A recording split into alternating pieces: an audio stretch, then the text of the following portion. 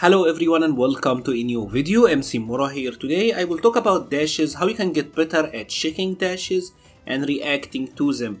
And I will be completely honest, there are two things I don't like about Street Fighter V gameplay, and dashes are one of them. Primarily dash speeds. Some characters who have like these 15 and 16 frame dashes, I think that is just too ridiculous for a dash, to be honest, too fast. Obviously it's too late to change that stuff now because most of the O-key and everything is kind of built around them. And it is what it is. The issue is mostly that dashes are usually effective from the same range, that crush counters are also effective. So like from this same distance, you either have to worry about crush counter or have to worry about a dash, which makes it more difficult than it needs to be. It's like these two things that work together, but I think the main issue is dashes, to be honest, more than the crush counter normals themselves. Now, before I get into what you can do and what you can practice, I have to be completely upfront and honest with you. This is one of these areas where your hardware will actually play a factor. If you're, for example, if we're talking PC versus PlayStation 4, on PC it will be easier to do this. If we're talking TV versus a low latency monitor, obviously a low latency monitor will also help you in doing this. That's why you see so many of the pro players switch to PC, especially because it's easier for them on that platform to check dashes and react to that sort of stuff, hit confirm. All of the reactionary stuff gets easier on the better hardware, pretty much. It's a sad reality, but it is what it is. Now, there are three ways that you can check dashes. The first one is pure reaction, and this is the one that's actually really difficult. For example, here Cody is gonna like walk back and forth and then suddenly dash at me, and I'm supposed to just jab shake them, right? Cody have a 16 frame dash. Some characters have 15, so some characters are even more difficult, and but yeah, this is like the raw reaction part. Now this gets really difficult if you add other factors, like the opponent may be jumping, right? So here maybe he will jump, maybe he will try to dash one time, right? And you want to be able to react to the dash and anti-air the jump. Obviously there's a little bit of spacing here that I have to worry about, but you get the idea. This is pure reaction. And this is something that you can train. As you see, what I did is I set two inputs, two recordings. One is Cody walking back and forth, then doing the dash forward and then trying to throw me.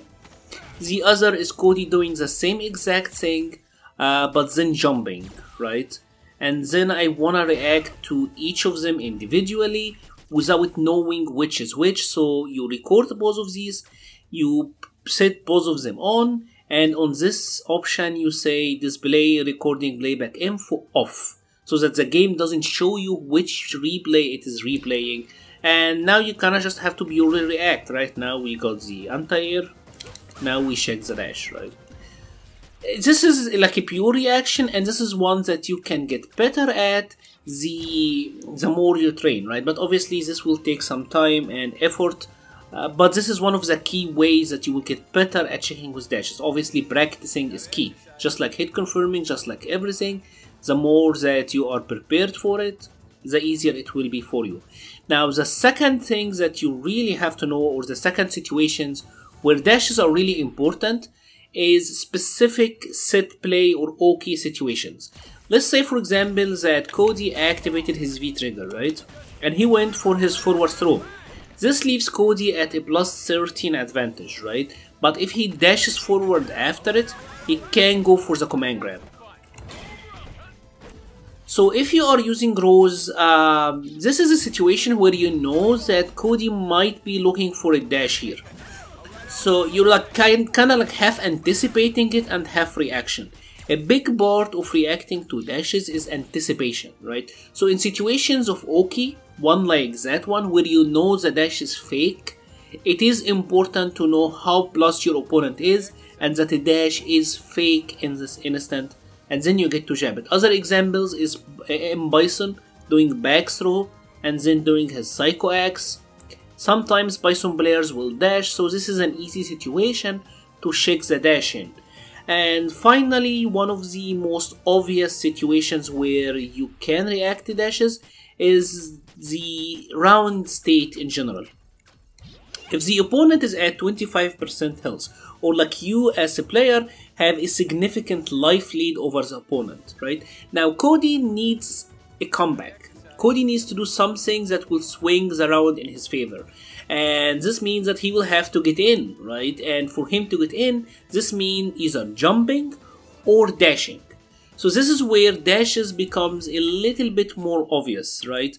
So for example, if here again we are at the slight deficit, I'm kind of like half expecting Cody to try to dash simply because of the life deficit, right? Like he have to swing the round back in his favor. So dashing or jumping is gonna come. Obviously jumping is a lot easier to react to. Even if you don't anti-air, you're gonna block it.